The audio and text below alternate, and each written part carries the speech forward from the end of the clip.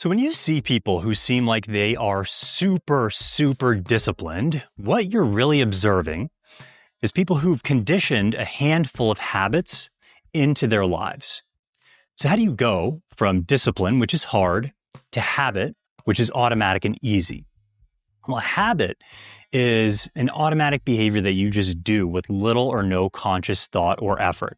You don't need to think about each of the steps involved in brushing your teeth every morning. You just do it, right? You don't need to, I hope.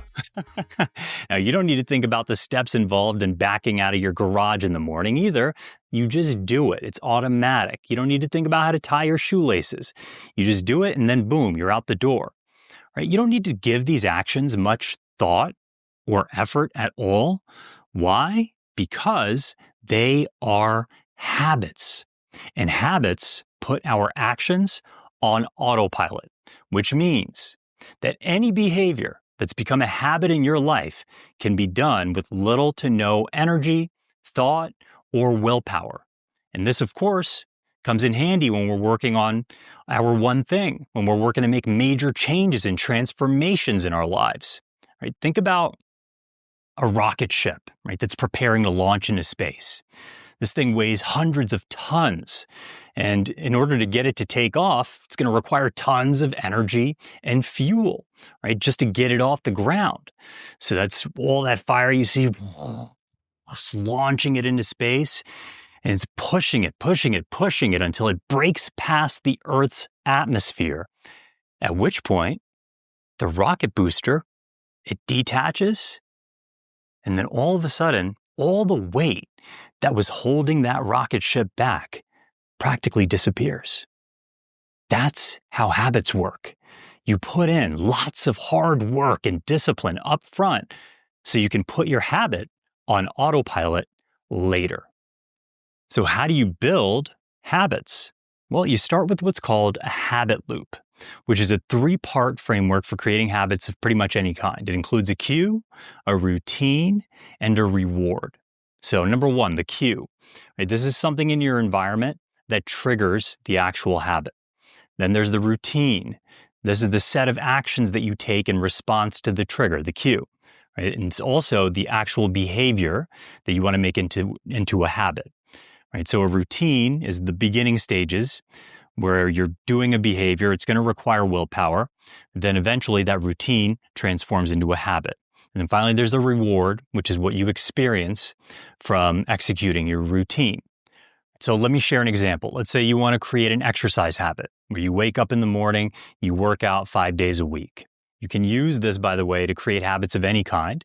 But for this example, we'll talk about exercise, waking up early. So the first step to doing this would be to identify your target habit, which might be to develop a gym habit whereby I wake up early and work out 5 days a week.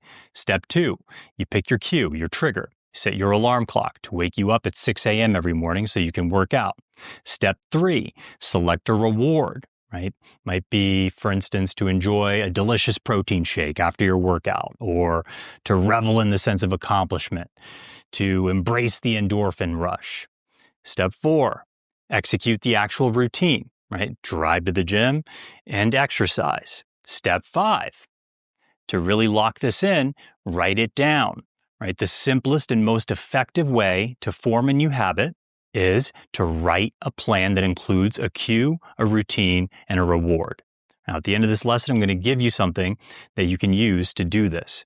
But this example might sound something like, when my alarm clock goes off at 6 a.m., I'm going to jump out of bed, drive straight to the gym, exercise for 60 minutes because it provides me with a healthy lifestyle, a fit physique, and an energetic start to my day.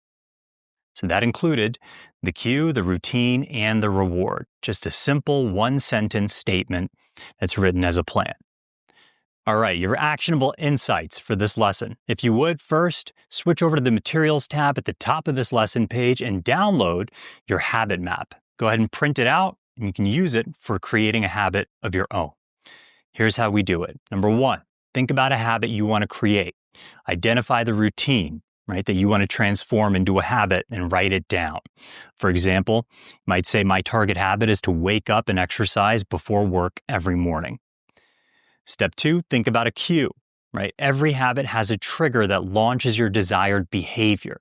Identify one that regularly works for you and then write it down. Some examples of cues or triggers might be your actual alarm clock, right? The bam, bam, bam, right? Set my alarm clock for 6 a.m. every morning. As soon as it goes off, get up and go.